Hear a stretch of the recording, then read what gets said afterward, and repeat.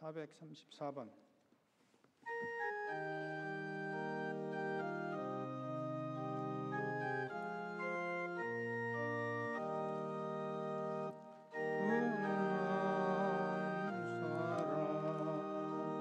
행복한 삶입니다. 하느님 나라가 그들 것이 됩니다. 굶주린 사람을 배부르게 되고 지금 우는 사람을 웃게 될 것입니다. 가난한 사람 행복한 자입니다. 하느님 나라가 그들 것이 됩니다. 2절 하겠습니다. 행복하여라 자비 베푸는 사람 그들은 너희를 하나의 것입니다.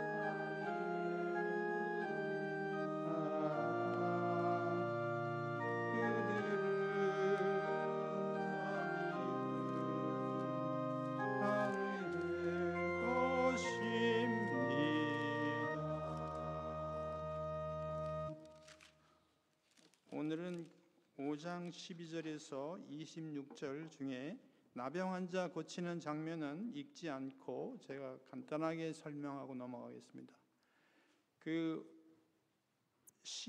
5장 12절에서 16절의 내용은 주로 성서적인 배경은 레위기에 환자에 대한 관례에 대해서 얘기를 하면서 정말 사회적으로 환자는 격리되어 있었기 때문에 이것은 육체적인 병으로 인해서 사회적인 고립을 당하는 환자들이 공동체에 다시 들어오게 하는 치유의 선택을 받게 됩니다. 보통 문둥병이라는 것은 일종의 피부병이고, 이런 피부병이 좀 한센병이라고 요즘에는 그렇게도 합니다. 그래서 레위기 13장하고 14장에 문둥병이 치유되는 확인에 대해서 어떻게 이 치유에 대한 확인의 선포에 대한 지침을 얘기하고 있습니다. 그렇지만은 실제 사회적인 격리를 당한 문둥병자들은 이 질병을 갖고 있기 때문에 사람과 접촉을 할 수가 없습니다. 그래서 성서적인 관점에서 본다면은 보통 사람들에게 불결하도다 외쳐서 사람들하고 분리를 시키는 선언이 먼저 있습니다. 그래서 나병이 걸렸다는 것은 온몸에 다 퍼진 중증의 환자라는 것을 오늘 성서에서 보여주고 있습니다. 그런데 이 문둥병자의 태도가 얼굴을 땅에 대고 엎드려서 청합니다. 이런 태도는 온전히 하느님 앞에 엎드려 하는 경배의 자세인 것이죠. 그래서 보통 한국 사람들이 절을 하면은 외국 사람들이 깜짝 놀래요. 보통 그런 절은 자기네 문화 안에서 상식적으로 부모나 어른들한테 하질 않는 거기 때문에, 그건 오로지 하느님께 이렇게 얼굴을 땅에 대고 엎드린다는 것은 축복을 받거나 축복을 청할 때 그런 것들을 볼 수 있습니다. 그래서 이 치유와 사제의 병이 나았다는 선언에서 쓰이는 말이 깨끗하다. 그것은 질병의 치유와 더러움이 씻었다는 말입니다.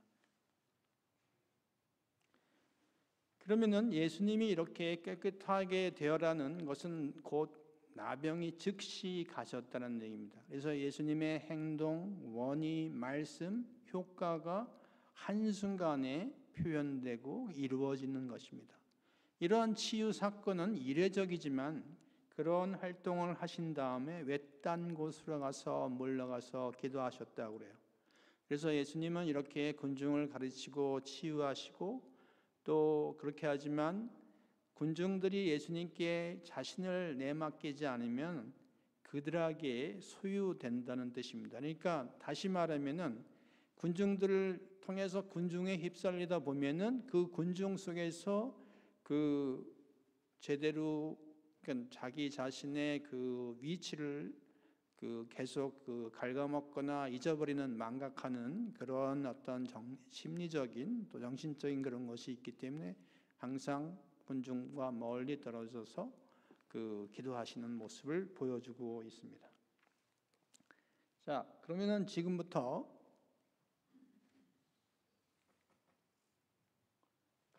5장 17절에서 26절까지 다 함께 읽어보도록 합시다.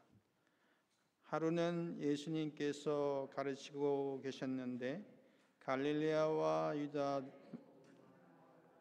예루살렘에서 온 바리사이들과 율법 교사들도 앉아 있었다. 예수님께서는 주님의 힘으로 병을 고쳐주기도 하셨다. 그때 남자 몇이 중풍에 걸린 어떤 사람을 평상에 누인 채 들고 와서 예수님 앞으로 들여다 놓으려고 하였다.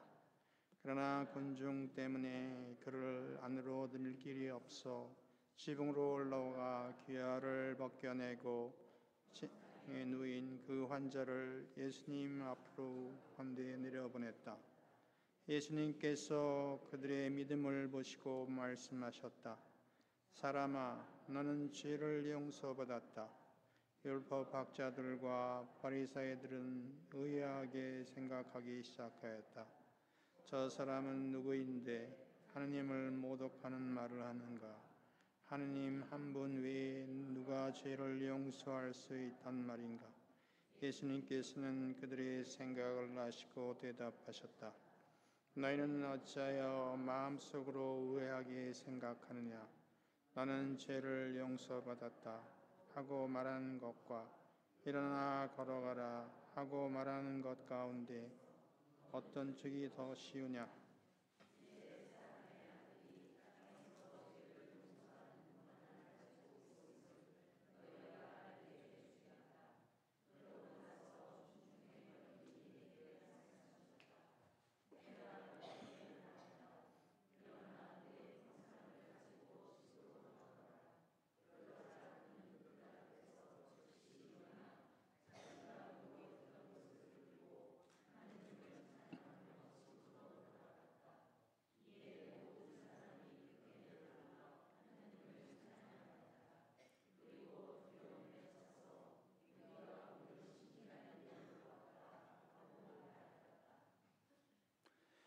우리 뭐 속담은 아니고 그냥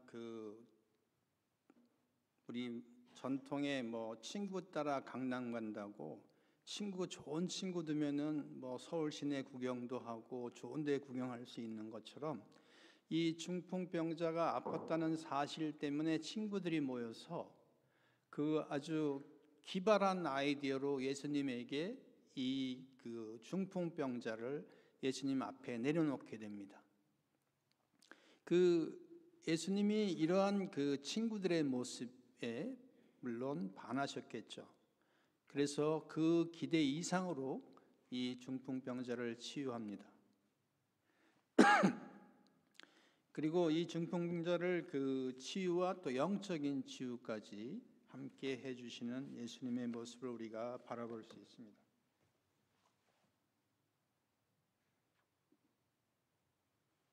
그런데 이렇게 한편에서는 이렇게 좋은 친구 4명이 있는 반면에 또 다른 한편에서는 그 율법학자로 반대파에 있는 사람들이 이제 등장합니다. 이런 반대파가 등장하면서 그 예수님의 그 행적들을 이제 자세히 바라보면서 가르침을 듣고 이 소문의 진위를 또 그렇게 그 기적을 행하는 그 근원지가 뭐인지를 파악하러 나섭니다.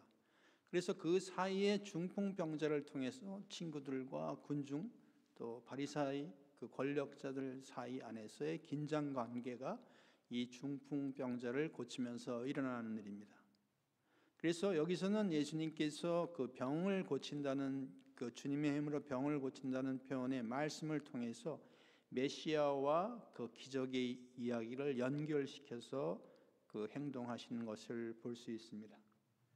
그러면은 처음에 친구들이 이렇게 지붕을 벗겨낸다는 것은 우리가 생각해도 상상할 수 없는데 그 지역에서는 뭐 그렇다고 해요. 근데 제가 아무리 이렇게 찾아보고 구조를 봐도 벗겨낼 수 있는 그런 구조인 건 같아요. 그러니까 뭐 목조 구조에 우리 그 미국 같으면 쉽게 뭐 토네이도 해가지고 뭐 금방 다 날아가잖아요. 목조 건물 같으면은 뭐 이 동네도 그렇고 저 동부로 가면 조금 콘크리트 시멘 이렇게 해가지고 좀 그렇지만은 아마 그런 것 아닌가. 근데 이제 그 근동 지방은 그 외부 계단을 통해서 올라갈 수 있는 편편한 지붕으로 구성되어 있고 대개 나무 위에다가 들보를 얹어서 석가라는 놈을 얹고 그 다음에 점토, 찰흙을 얹어서 두껍게 발랐다고 해요. 그래서 이렇게 그 기와를 벗겨내는 일은 아주 가능한 일인데 제일 중요한 건 아픈 사람을 이렇게 어떻게 기준기 없이 내려갔을까?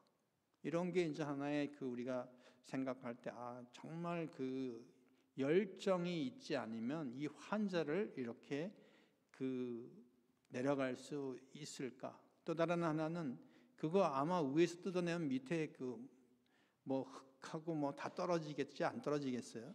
그럼 밑에 있는 사람들 다 저게 뭐야 하고 깜짝 놀랐겠죠. 그래서 이거는 완전히 그 예수님께서 이렇게까지 강력한 이게 그 환자를 고치고 싶은 친구들의 그 생각들, 열정에 모든 사람들이 놀라는 거죠.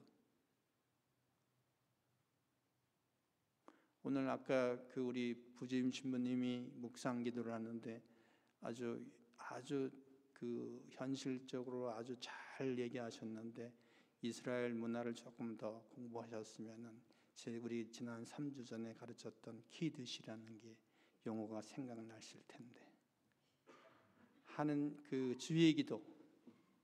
자, 이게 지붕을 벗겨내는 구조 안에서 저기 작가가 이렇게 그려낸 거예요. 이제 보시면은 집이 굉장히 큰 것 같아요. 집을 벗겨내서 사람 한 사람을 내려갈 수 있을 정도의 그 공간이고 그러면은 뭐 이게 거의 비슷하게 이 구조로 만드는 것 같아요. 이렇게 해서 평상에 이 나병 환자를 내리는 모습들 위에서 이렇게 지금 여기서는 그 한 사람이 안 보이는데 이쪽에 위에 있는 사람 한 사람 보이죠. 4사람이 이렇게 균형을 잡아가지고 내려가는 모습을 볼 수 있습니다.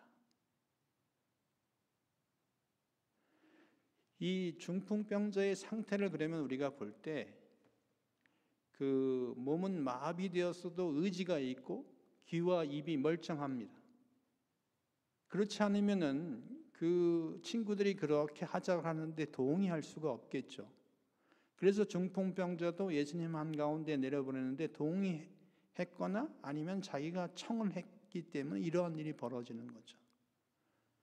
근데 저는 여기서 조금 다른 생각을 해요. 아무리 사람이 많아도 남의 집을 벗겨낼 수 있을까? 기와를. 그렇게 많은 사람이 있더라도 여기에 좀 약간 저는 다른 생각이 좀 있습니다. 그거는 제가 얘기 안 하고요.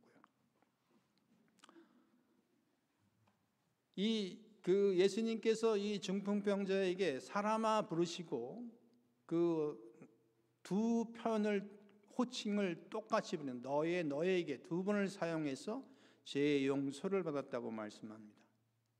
그래서 이 죄를 지은 사람이 바로 자신이 용서받다는 것을 인식하는 인격적인 체험을 통해서 그 짧은 순간이지만 그 죄의 회방을 느끼는, 그리고 이 죄의 용서는 회개하라는 초대로 함축하고 있습니다.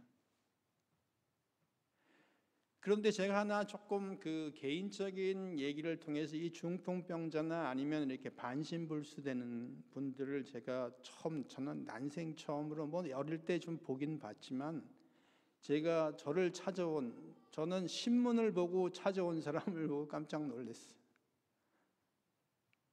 제가 신부라는 걸 알고 제가 그 자기의 그 어려움을 얘기하러 저 국민학교 동창이라고 그러면서 찾아왔어요.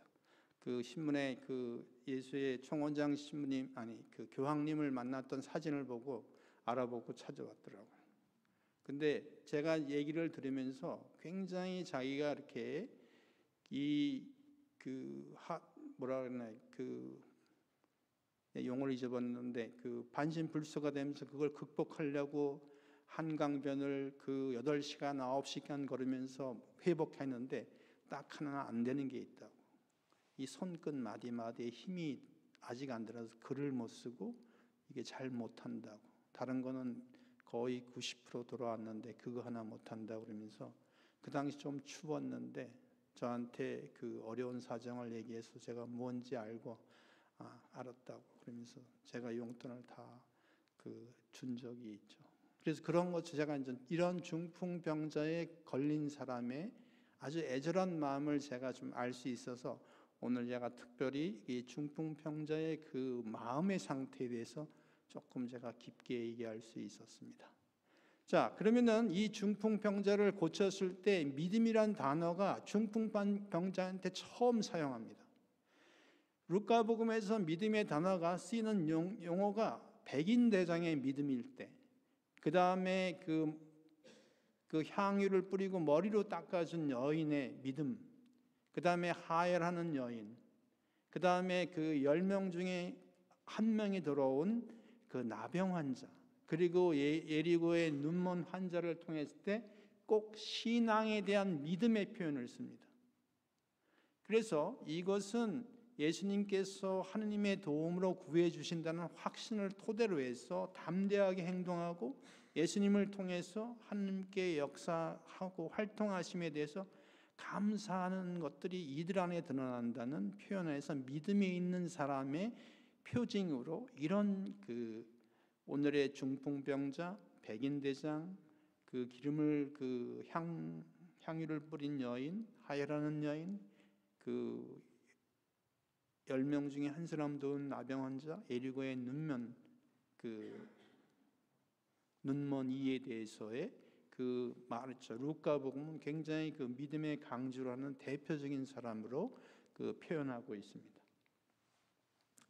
자, 그러면은 율법학자와 바리사이의 반응이 예수님을 보고 예수님의 기적을 행하는, 치유의 기적을 행하는 것을 보고 문제 제기를 합니다.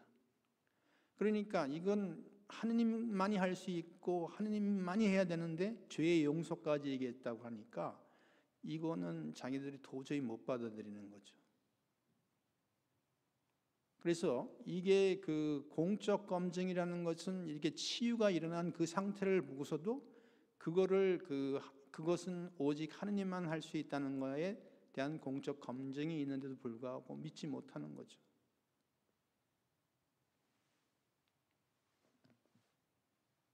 그러면은 이렇게 어떤 용기를, 우리 삶 안에서 용기를 갖는다는 것은, 이것은 중풍병자도 마찬가지입니다.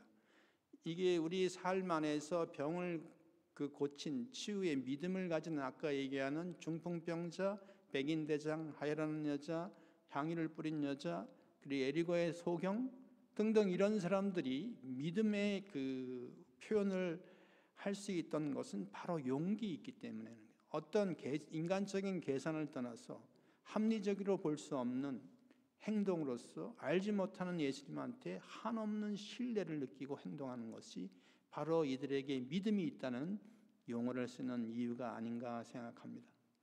이렇게 용기라는 것은 용기를 품는 순간에 자기 자신으로부터 빠져나오는 출구를 발견하게 되고 용기 있는 내면에게 가장 깊숙한 가장 희망했던 그 목표에 도달하는 출구가 바로 용기를 내는 데부터 시작한다는 것이죠. 마찬가지로 이런 아까 믿음을 가진 사람들은 바로 이렇게 용기를 가졌던 것은 제일 먼저 예수님께 대한 한없는 신뢰를 느끼고 하는 행동 때문에 그런 것들을 할 수 있었던 것이죠.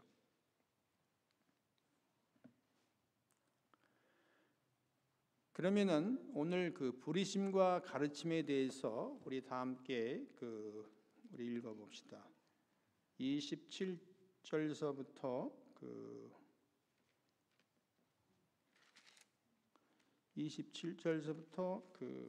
38절까지 한번 읽어보겠습니다. 그 뒤에 예수님께서는 밖에 나가셨다가 레이라는 세리가 세간에 앉아있는 것을 보시고 말씀하셨다. 나를 따라라. 그러자 레이는 모든 것을 버려둔 채 일어나 그분을 따랐다. 레이가 자기 집에서 예수님에게 큰 자친을 베풀었는데 세리들과 다른 사람들의 큰 무리를 지어 함께 식탁에 앉았다. 그래서 바리사이들과 그들의 율법 학자들이 그분의 제자들에게 투덜거렸다. 어째서 세리와 죄인들과 함께 먹고 마시는 것이요? 예수님께서 그들에게 대답하셨다. 건강한 이들에게는 의사가 필요하지 않으나 병든 이들에게는 필요하다. 나는 의인이 아니라 죄인을 불러 회개시키러 왔다. 여기까지만 읽겠습니다. 지금 전 예수님이 주변 변두리에 아주 돈 많은 사람들, 아주 권력자를 만나는 것이 아니라 이 사회의 변두리에 고통받는 약자들을 향해서 이제 나타나는 것을 볼 수 있는데, 그 당시 로마 제국의 하수인인 세관원인 사람인 세리를 부리는 행동은 종교 지도자들에게는 굉장히 역효과의 반응을 보여주는 겁니다.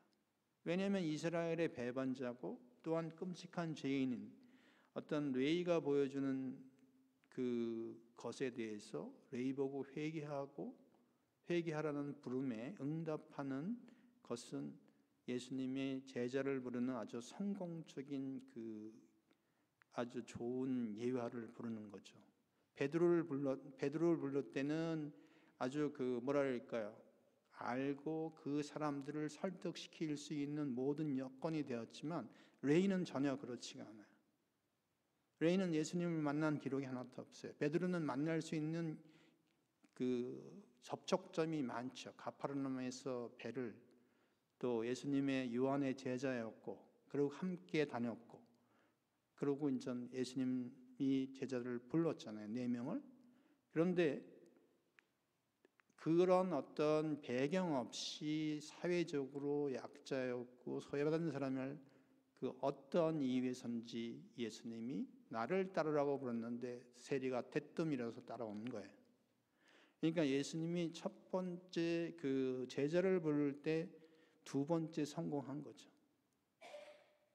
예수님이 성공을 매번 하는 건 아니에요. 첫 번째 나자렛 회당에서도 신나게 아주 그냥 거세게 한번 혼났잖아요.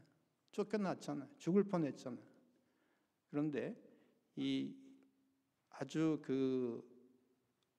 이스라엘 문화 안에서 아주 특징적인 인물을 지금 딱 부르는 거예요. 그러니까 얼마나 충격이겠어요, 종교 지도자들이. 그러면은 레위의 부르심에 응답하는 모습을 볼 때 여기 제가 지난번에 세리의 직업에 대해서 아주 세세하게 한번 말씀드렸죠. 2주 전에 뇌물수수, 부정부패에 공공연한 죄인이고, 또 이 레위를 부를 때 잘 장면을 보시면은 먼저 자기가 가진 모든 것을 버리는데, 그리고 소유하는 것들, 직업을 떠나는 표현을 합니다. 그래서 레위가 행동하는 데서 우리가 유심히 봐야 할 것은 버리는 것, 일어서는 것, 그 다음에 따르는 이런 회개의 요소와 과정이 다 있다는 것이 그 예수님을 따를 때 회개하는 모습의 전형적인 모습을 레위가 보여주는 것입니다. 그런데 제일 바리사이들이 제일 못마땅한 것은 그 식탁의 초대입니다. 우리 쉽게 얘기해서 우리 자기하고 만나기 싫은 사람하고 식사하겠어요? 안 하잖아요. 식사를 해도 불편하다고 해서 뭐 그냥 대충 바깥에서 그냥 커피나 한 잔 먹잖아요. 집으로 초대하는 거는 뭐 준비할 게 많잖아요. 또 돈도 많이 들어가고 시간도 많이 투자해야 되고. 그래서 요새 저는 뭐 파트락 하면 좋을 것 같아요. 하나씩 해오라고. 대신 뭐 청소만 좀 하면 되지. 그리고 메인만 하고. 그때 그 당시에 문화가였었으면 좋았을 텐데 이거 식탁에 초대하면은 며칠을 걸려서 그냥 금방 하는 게 아니에요. 그 음식을 준비하는 거 제가 한번 이스라엘 문화 얘기하면서 한번 음식에 대해서 한번 얘기한 적이 있는데 처음 와서 제가 예수에 대해서 얘기할 때 이스라엘 음식에 대해서 특히 콩을 많이 먹기 때문에 콩을 손질하는 거, 빵을 베이킹하는 것 등등등등 여러 가지의 음식에도 또 이게 아침에 먹는 것들은 차가운 거 이렇게 섞여서 먹으면 이게 또 안 되는 것도 여러 가지의 식사 관습이 있기 때문에 그런 것들을 잘 알아야 되기 때문에 뭐 일단은 제가 얘기한 건 그건 그거고 제일 중요한 건 이 잔치나 식사 초대는 기쁨의 자리가 돼야지 기쁨이 아니라 억지로 하면 어떻게 돼요? 다 체하거나 아휴 갔다 와가지고 그냥 속이 아프고 다 그렇잖아요. 그래서 잔치라는 거는 기쁨의 자리고 누군가의 어떤 베푼다는 것은 감사의 어떤 표현의 방식으로서 레위가 예수님한테 그렇게 초대한 것이죠. 그런데 예수님의 이러한 행동에 대해서 어째서 죄인하고 식탁의 자리 하나님의 어떤 좋은 동료들과 함께 좋은 사람하고 해야 되는 어찌 죄인하고 이렇게 밥을 먹느냐 하면서 투덜거리는 모습을 오늘 볼 수가 있습니다. 그러면은 예수님이 그래서 뒤에 우리가 뒷절에 보시면은 나중에 나는 의인이 아니라 죄인을 불러 회개시키려고 왔다 이렇게 얘기하시는 말씀이 그런 거예요. 그러면 그 당시에 죄인이라는 것은 원래 예수님께서 부르고자 했던 죄인들은 어떤 사람들인가? 우리가 루카복음 1장에서도 마리아 노래, 지카일의 노래, 그리고 나자렛 회당에서 희년 선포할 때 죄인을 해방시키러 온다는 이사야 예언서의 말씀에 우리가 한번 다시 우리 눈여겨 읽어봐야 됩니다. 다시 한번 우리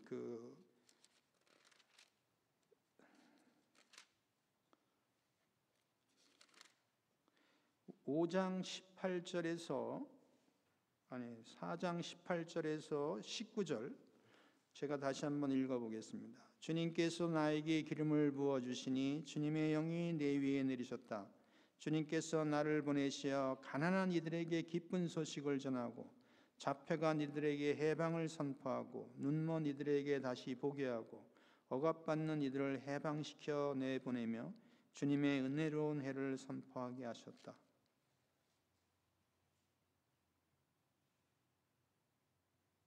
그래서 예수님이 제시하는 행동은 두 가지, 죄인을 부르는 것과 사람들을 회개시키는 것이죠. 그래서 이런 회개는 초대되는 것, 또 부르심을 받는다는 것은 생활의 변화를 요구하는 것입니다.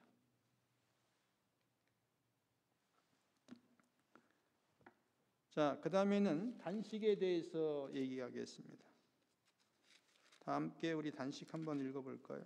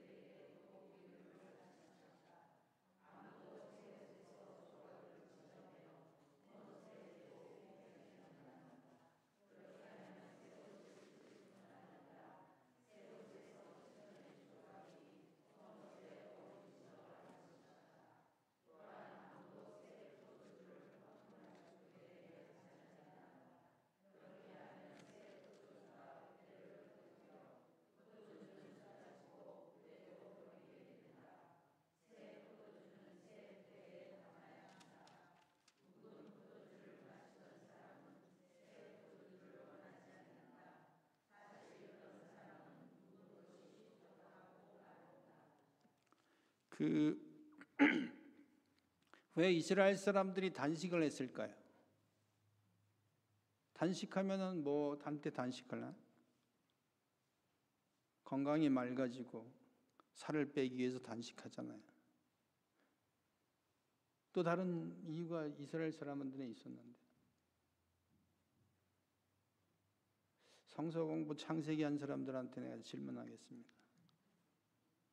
왜 단식해요? 성서 가르치는 분 여기 있는데,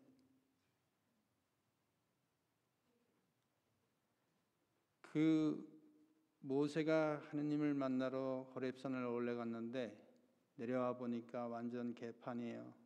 이스라엘 백성들이 금송아지를 숭배하고 그런 것들이 그 하느님하고 모세의 진노를 사고 사람들이 죽게 됩니다. 그래서 이스라엘 백성이 다시 마음을 새롭게 잡고, 또 모세는 두 번째 시나이 산에 올라가서 40일 금식한 후에 십계명을 받아 내려와서, 그래서 그날이 바로 7월 히브리어로 7월 10일, 그래서 대속죄의 날을 하는 겁니다. 이때에 단식을 시작해요. 그래서 그 하느님이 십계명을 그 우상 숭배한 이스라엘 백성에게 다시 그 새롭게 출발하라고 줬다는 의미에서, 죄를 용서한다는 의미에서 그 이스라엘 백성이 해마다 히브리력으로 7월 10일 날 그 통회하고 속죄하는 의식에서 대속죄일이라는 그 속죄를 합니다. 그래서 이제 거기서부터 그 단식, 금식이 시작된 겁니다. 제가 단식하고 금식하고 얘기 한번 했죠. 기억 다 잊어버리셨어요? 그래서 하여튼 뭐 레위의 속죄가 이제 레위기에 나오고, 그리고 또 예루살렘의 멸망을 기억하는 일에도 4일간 금식을 동반합니다. 예루살렘 멸망 언제 했죠? 바빌론 유배할 때 어떻게?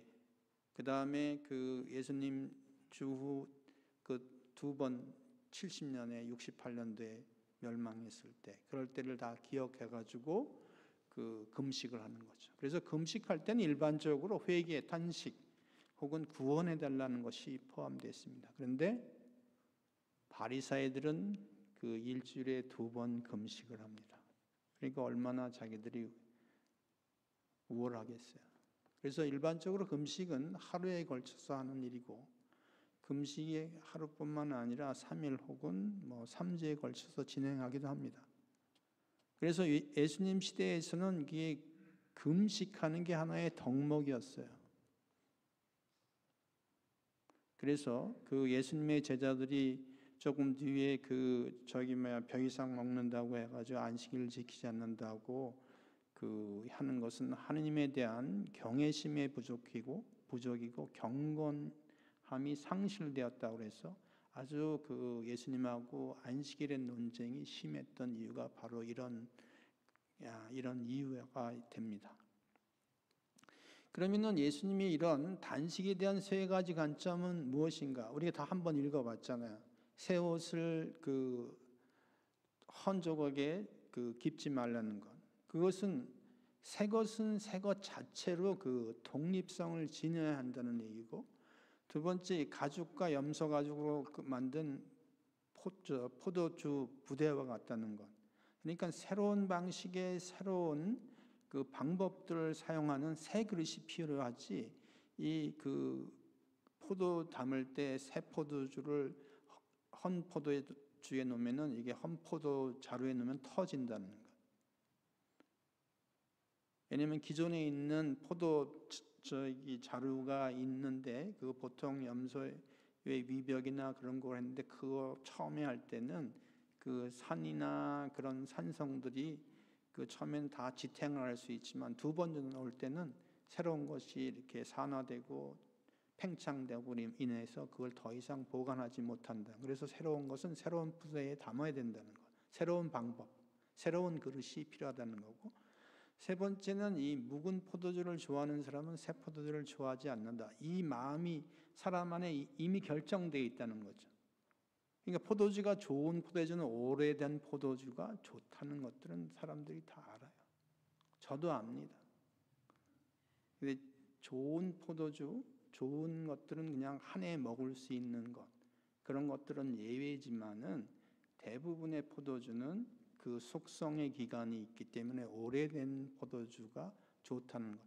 여기에서 그 얘기를 하는 게 아니라 사람들이 이렇게 아무리 그 새로운 것을 얘기해도 오래된 그 문화 습성이나 전통에 매여서 새로운 것들을 쳐다보려고 하지 않는다. 여기에서 우리는 주안점을 둬야 되는 겁니다. 우리 신자들이 오래 다닌 사람들은 새로운 사람에 대해서 관심을 안 기울이는 것도 이런 비슷한 거고, 두 번째는 맨날 똑같은 거 하는 사람 조심해야 되는 거죠. 새로운 아무리 예수님이 나타나도 예수님이 거들떠 안 보는 거하고 똑같은 거죠. 자, 그러면은 단식의 의미는 무엇이냐? 이것은 특히 속죄일이나 재난이 닥쳤을 때 의무적으로 단식하는 것이 아니라 자진해서 단식하도록 기도합니다. 일주일에 2번 단식한다고 스스로 자부하면서 하는 행동이 이것이 하느님을 위한 행동인지 사람에게 눈을 의식해서 하는 행동인지 이건 의문점이 있다는 것이죠. 그래서 예수님은 단식을 안 하는 것이 아니라 단식의 시기가 지금 할 시기가 아니라고 얘기하는 것이죠. 그래서 단식은 언제 하느냐? 특별히 축제의 기쁨과 하느님께서 당긴 백성을 위해서 하신 일을 기억하도록 참여하도록 축제를 지냈는데 연중 단식을 금지하는 날에 목록을 제시합니다. 그래서 혼인잔치날 이것은 큰 기념일과 비슷합니다. 그리고 이럴 때는 율법학자도 율법을 가르칠 수가 없어요. 혼인은 이게 전례적인 행사가 아니고 그것은 하느님께서 그분의 백성과 함께 하신다는 그걸 상징이기 때문에 특별히 이런 혼인 잔치 날은 예외가 되는 거죠. 그에 대한 얘기는 호세아서 1장하고 2장에 관련돼서 이 단식을 하지 않는 것에 대해서 언급이 되고 있습니다. 자, 그러면은 6장 1절부터 11절 한번 읽어볼까요?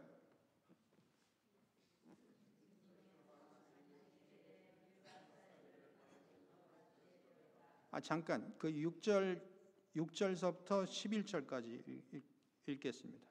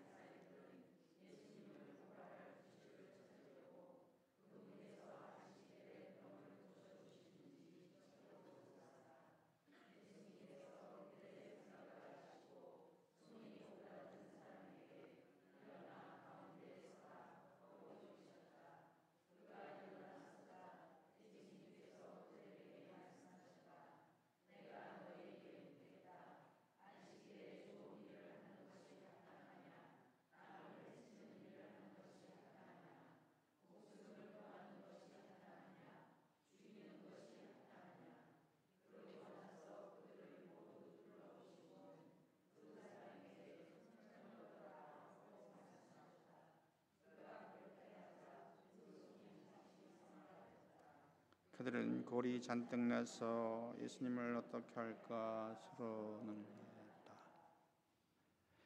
여기서 예수님은 유대 전통이나 관습에 율법 문자 그대로 맹목적으로 이해하거나 적응하지 말라는 것이고, 특별히 사람의 목숨과 관련되고 인간 생활의 기본적인 요소에 대해서 자비를 베푸는 것이 문자적인 적용보다 더 먼저 앞선다는 얘기고요. 그 다음에 안식에 대한 권위에 대한 문제인데 예수님의 새로운 것을 가져오고 옛 것은 익숙해져서 새 것을 받아들이기 어려운 것에 대해서 안식일 그 주인은 예수님이라는 것에 대해서 율법과 충돌되는 내용에 대해서 지금 얘기하는 겁니다. 그래서 궁극적인 그 논쟁의 궁극적인 것은 예수님이 누구인가? 아까 그 나병원 그 중풍병자를 고쳤을 때 당신 하느님의 아들 아니잖아. 왜 그렇게 얘기해? 그런데 치유를 했으니까. 근데 지금 똑같이 마찬가지로 그러한 일을 하는 거죠. 근데 이거는 안식일에 회당에서 그랬으니까 하느님에 대한 권위, 예수님에 대한 권위에 대한 논쟁이 있는 거죠. 근데 제일 첫 번째 얘기한 그 내용이 제일 중요하죠. 사람의 목숨과 일상생활에 필요한 거에서 자비를 우선하는 것이지 맹목적인 법적인 조항을 따지는 게 우선이 아니라는 걸 얘기합니다. 근데 그 당시 유다인의 가난한 사람입니다. 안식일에 일용할 양식이란 생존의 기본권도 유지해야 되는 어려움을 겪고 있는 사실에서 안식일에 일을 하지 말도록 하는 39개의 그 금지사항을 갖고 있습니다. 그게 미시나라는 데에서 나오는데 그게 바느질, 밭 가는 일, 농작물을 거두들이는 일, 곡식단을 묶는 일, 타작하는 일, 곡식을 까부는 일, 이렇게 곡식이나 그 거두어들일 것 가운데 좋은 것과 버릴 것을 고르는 일, 그 다음에 곡식들 등을 그 가는 일, 그 다음에 그 채질하는 거, 그 다음에 반죽하는 거, 이거 못하게 했어요. 그러니까 주방에서 하는 거 아무것도 못하는 거예요. 그러니까 어떻게 음식을 안식일에 먼저 토요일, 그러니까 금요일에 다 해놓고 가만히 앉아서 980보 이상을 돌아다니지 말아야 돼. 이게 안식일의 법규예요.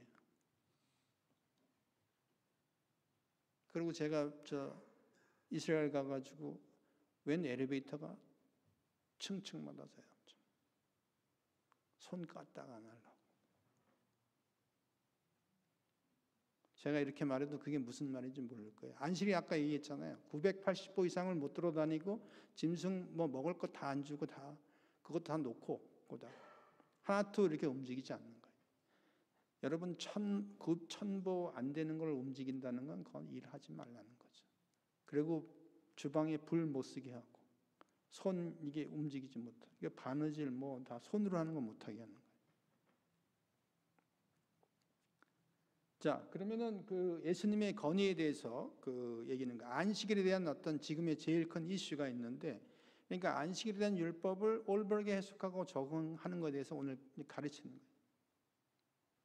그 사람들은 그 손을 고쳐준 사건에 대해서 예수님이 옳은 증거를 제시하는데도 불구하고 그 안식일에 병을 고치고 사람을 고쳤다. 왜? 안식일 말고 다른 날 해야 되지 않겠느냐. 이 얘기거든요. 그러면 그 얘기는 다른 데는 뭐냐면 꼭 굳이 왜 일요일 날 병자를 고치고 왜 이 일을 하느냐 이거죠. 너는 하느님의 말씀에 대해서 그 행동하는 사람이 아니라고 얘기하는 거죠. 이것은 그 어떤 면에서 예수님이 그 상식에 호소하는데 그 생명에 그 구해줄 기회가 있는 경우는 구해줘야 된다는 것이죠. 그래서 예수님이 그 당시 자기네 사람의 토라를 해석하는데 창조 때 완전한 모습으로 사람을 회복시키는 것으로 안식일의 주인은 하느님이라는 것을 얘기하고 싶은 겁니다. 그래서 안식일의 주인은 하느님이다.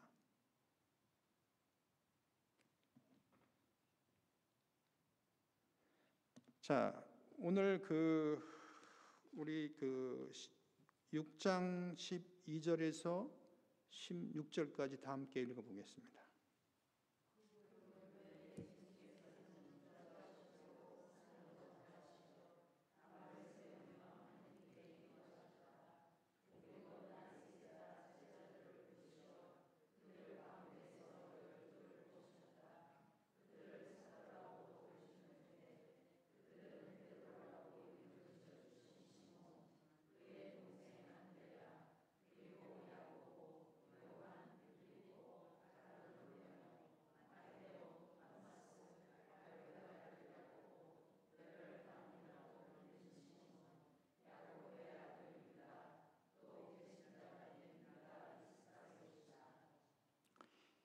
자, 예수님이 그 회당에서 쫓겨나시고 또 사람들이 그 가파르나움에서 수많은 사람들이 찾아오고 또 회당에 가서 그 가르치고 그러는데도 계속 싸움이 있는데 지금 5사람밖에 없죠.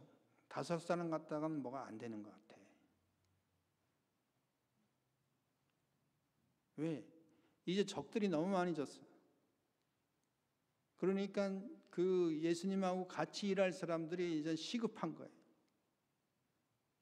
예수님을 이렇게 늘 그 치유받고 이렇게 그 말씀에 대해서 듣는 사람도 있지만 실질적으로 그 문화 안에서 영향력을 행사하는 사람은 율법학자, 바리사이, 그 다음에 수석사 이런 사람들이잖아요.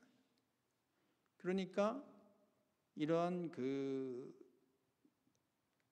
치유를 받고 해방받고 싶은 체험을 하는 사람들이 점점 더 늘어나기도 하고 또 예수님의 가르침에 대해서 의문을 제기하는 그 바리사이파 율법학자들의 기세가 점점 세지기도 하고 그 이런 어떤 그 갈등 상황에서 예수님은 전면적으로 그 반대하는 사람들의 세력들이 드러나기 시작하고 나타나기 시작하니까 이것에 대항하기 위해서 제자 그룹들을 만들어서 형성하는 겁니다.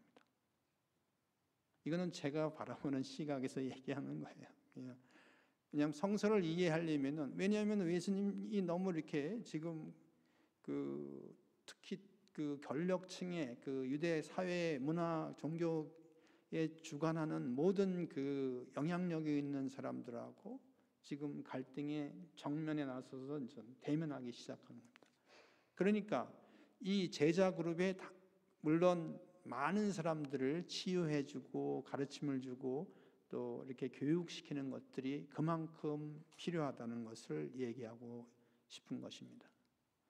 그래서 제자들을 선발할 때 하느님을 만나는 장소는 이렇게 밤을 새워가면서 고민을 하는 것은 루카 복음에서만 나옵니다. 그래서 이렇게 그 밤샘 예수님이 제자를 뽑을 때 밤샘 기도했다는 것은 얼마나 그 선발 과정이나 뽑는 게 중요한가. 그리고 이 그 예수님의 어떤 말씀이나 행적, 구원의 기쁨은 소식을 전하는 그 사람을 뽑는다는 것은 굉장히 중요한 일입니다. 왜? 예수님의 말씀을 혼자 할 수 있으면 좋은데 그것들이 이제 부족하기 때문이죠. 더 그 손길이 더 필요하다는 것을 예수님이 절실히 느끼고 있기 때문입니다. 그렇다면 12제자를 어떻게 구성했냐? 베드로가 항상 첫 번째 나오고요. 첫 번째 4명 아까 부를 때 베드로, 안드레아, 야고보 그리고 요한 이 사람들은 어떻게 돼요? 가파르나움에서 어부를 했던 사람이죠. 그 다음에 이제 4명씩 3개 그룹이 소그룹이 그 형성되고 이 소그룹은 베드로, 필립보 그리고 알파의 아들 야고보가 함께 이끕니다. 결국 제자들의 그 핵심 멤버는 핵심 인물은 베드로다라고 할 수 있습니다. 자, 그럼 이렇게 많은 사람들이 12명이나 좀 확보가 됐어요. 그러면은 좀 치유하고 가르침은 동일한데 예수님과 다니는 그 제자들 사이에 이제 사도라고 불리는 12사람들, 나중에 72명이 더 나오기만 하지만은 그런 사람들이 같이 있는 거예요. 72명이라고 명명되지는 않았지만 같이 이렇게 함께하는 사람들이 있죠. 그래서 이런 가르침의 장소가 이제는 그 고을 회당에서 제한된 게 아니라 이제 회당 밖으로 넘어갑니다. 왜? 회당에서는 전 싸움이 자꾸 계속 붙으니까. 그래도 예수님은 갈 데가 또 회당밖에 없으니까. 그런데 이제 들판, 거리, 고을로 이제 넓혀지면서 사람들이 더 필요하다는 걸 더 느끼게 되는 거죠.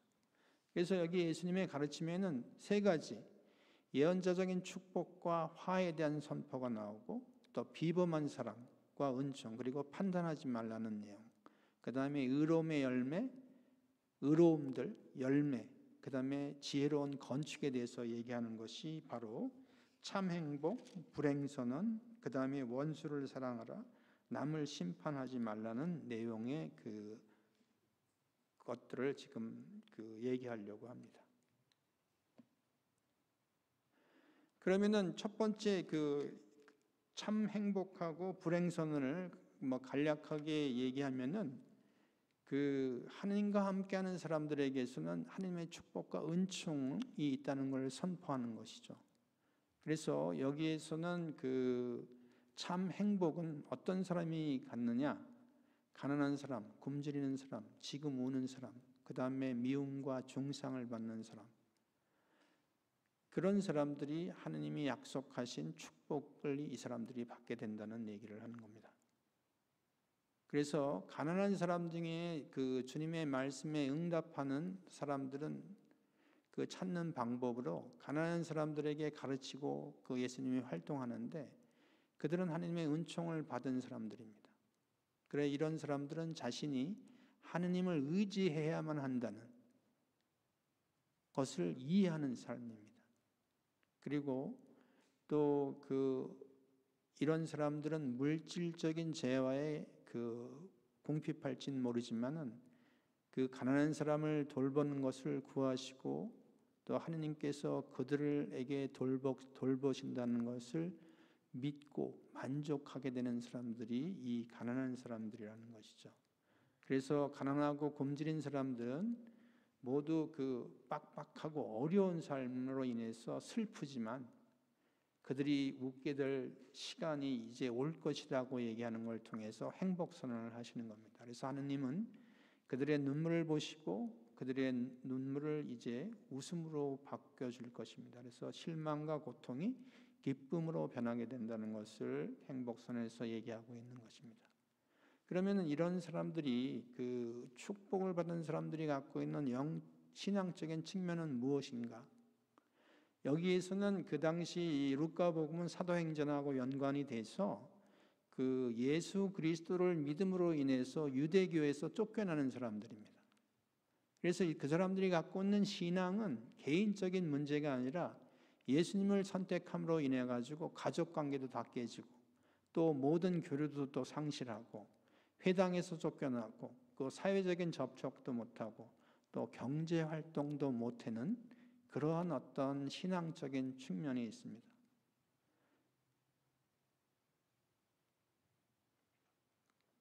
자, 그러면은 그 불행 선포하는 것은 무엇이냐? 부유한 사람들은 종종 가난한 사람들을 이용한다.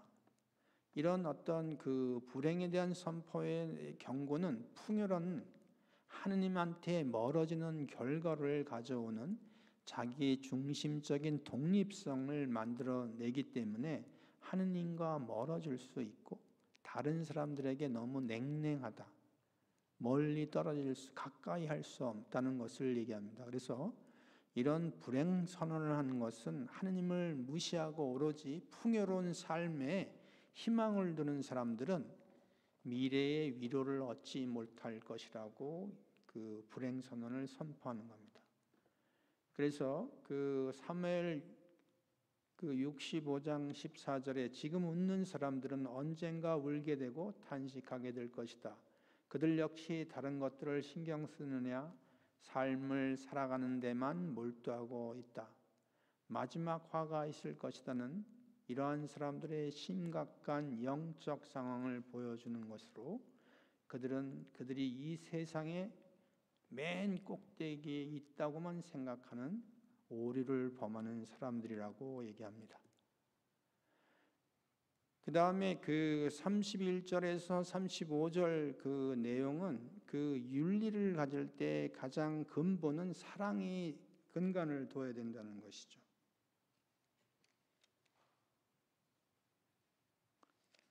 그 31절의 내용에 우리가 한번 보면은 남이 너에게 해주기를 바라는 그대로 너희도 남에게 해주어라. 이것은 인간적인 측면에서 우리가 할 수 있는 것이고요. 35절에 그러나 너희는 원수를 사랑하여라. 그에게 잘해주고 아무것도 바라지 말고 구워주어라. 그러면 너희가 받을 상이 클 것이다. 그리고 너희는 지극히 높으신 분의 자녀가 될 것이다. 이것은 그 하느님의 기준에서 보는 사랑입니다. 그 하느님을 향한 개인적인 그 표현만 기대하는 것이 아닌 배척과 박해라는 상황에서 하느님은 이렇게 실제적인 그 얘기를 합니다. 그래서 그런 어떤 네 가지 상황이라는 건 너희를 박해하고 저주하는 이들을 위해서 기도하고, 두 번째 뺨을 양쪽 다 맞도록 해야 되고, 세 번째 겉옷뿐만 아니라 속옷까지 다 내줘야 되고, 그 다음에 네 번째 남을 판단하지 말라. 이 얘기는 우리가 할 수 없는 내용이지만 그 당시에 그 그리스도인이 처한 현실에 대한 얘기입니다. 그러니까 완전히 그 생활을 못하게 되는 그런 상황에 놓여 있는 그리스도 신자가 이런 하느님의 사랑을 바라보고 살아라는 것을 얘기하는 겁니다. 그래서 여기에서 원수를 사랑하라는 것, 그래서 여기서 원수 사랑하고 좋게 대하고 축복해주고 기도하라, 이런 네 가지의 그 내용은, 이게 그 하느님께서 얘기하는 건 원수가 하는 저주를 수동적으로 받아들이는 것이 능동적인 축복, 하느님의 축복을 만나는 길이라고 얘기하는 것이죠. 우리가 뺨을 때리는 것은 모욕하는 거고, 겉옷을 뺏는 것은 법적인 담보와 관련이 되는 거고, 그 생활을 그 흔드는 만큼 손해를 준다는 것을 얘기합니다.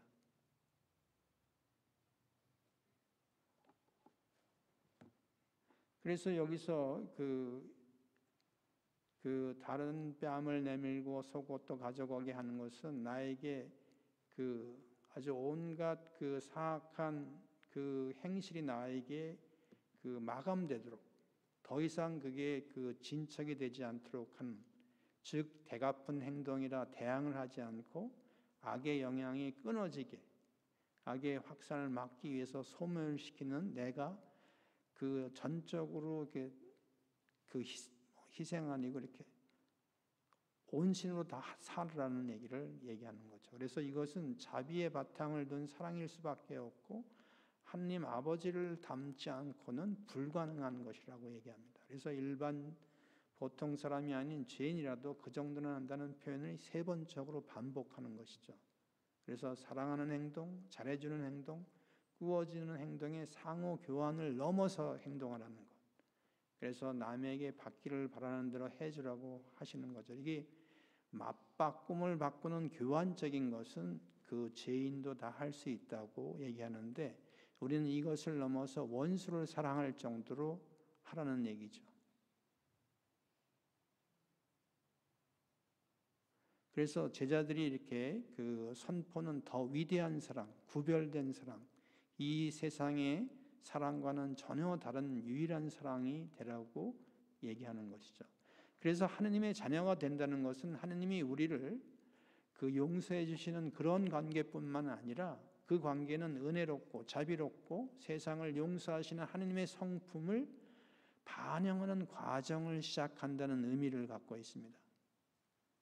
그래서 우리는 그분의 닮을 삶을 살라는 초대로 살아가는 것이고, 하느님의 형상을 담도록 우리의 삶 안에서 살으라고 하는 이야기입니다.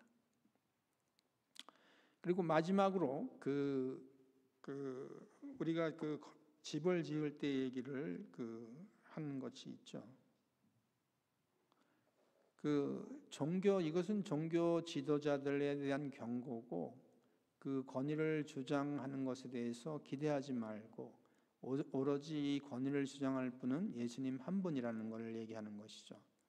그래서 다른 사람의 어떤 사소한 일에 잘못해서 그냥 혈안이 돼서 열변을 토하고 막 그러는 것에 비해서 자기 자신의 잘못에는 아무런 반응이 없고 아닌 척하는 것에 대해서 얘기하는 것입니다. 그래서 예수님 우리 공동체가 하느님 앞에서 우리 스스로에 대해서 설명할 책임을 면제해 주지는 않습니다. 그래서 항상 의로움으로 의로운 열매를 맺으라고 하는 이야기가 여기에서 나오는 겁니다. 그렇다면 우리는 하느님 앞에서 사는 삶의 기준은 무엇인가요? 이게 주제는 사랑과 실천인데 단지 말하는 것에서 떠나서 행동이 따르는 것을 얘기합니다. 그래서 그리스도인의 제자가 된다는 것은 삶 전체를 지배하는 핵심의 메시지가 사랑이라는 것이죠. 그래서 근본적인 우리가 삶의 기준 속에서 행복한 사람이 누구이고 행복한 사람이 상태가 무엇인지를 우리는 예수님께서 선포하는 이 내용에서 우리는 알아채야 합니다. 그러면은 우리가 그 자신을 성찰할 때 선한 사람은 선한 마음으로부터 선한 행동을 하고 악한 사람은 파괴적인 마음에서 악한 행동을 합니다. 그래서 제가 좋은 마음, 좋은 생각을 가지면 좋은 마음과 따뜻한 사랑이 나오고 쓰레기 같은 생각을 담아 있으면 쓰레기 같은 행동이 난다고 제가 지난주에 얘기한 적이 있죠. 바로 이 얘기입니다. 우리가 성찰을 할 때 우리 자신을 내가 쓰레기를 담았는지, 그래서 혀라는 것은 영혼의 리트머스 시험지입니다. 한 사람의 행동은 그 사람의 마음을 보여주는 리트머스 시험지. 우리 국민학교 리트머스 시험지 한번 이렇게 해본 경험이 있죠? 기억 다 안 나세요? 집을 그 기초 없이 짓는 일은 어리석은 사람의 일처럼 예수님의 말씀에 순종하지 않는 것도 또한 어리석은 일입니다. 그래서 우리가 쫓아가야 할 분은 바로 예수님입니다. 마침 성가로 우리 459번 하겠습니다. 너무 높은가 이거?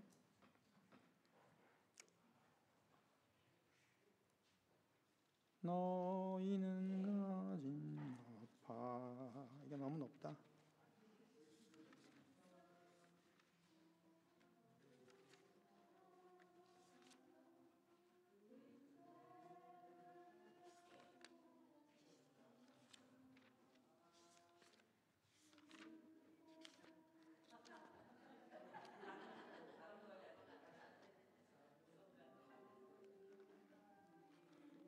자, 우리 그만 연습하시고, 자, 우리 400번 하겠습니다. 더 쉬운 노래로 400번. 주님과 나는 함께 걸어가며 지나간 일을 속삭입니다. 손을 맞잡고 산과 들을 따라 친구가 되어 걸어갑니다. 손을 맞잡고 산과 들을 따라 친구가 되어 걸어갑니다. 3절 하겠습니다. 험하고 먼 길 주님 함께 가며 생명의 친구 되었습니다. 잠시의 세상 충실하게 살아 영원한 세상 얻으렵니다. 잠시의 세상 충실하게 살아 영원한 세상 얻으렵니다. 성부와 성자와 성령의 이름으로 아멘. 좋으신 주님, 우리 자신이 예수님을 따라서 열심히 살 수 있도록 은총 주시고 밤길 주님께서 안내해 주소서. 우리 주 예수 그리스도의 이름으로 비나이다. 수고하셨습니다. 늦은 시간까지.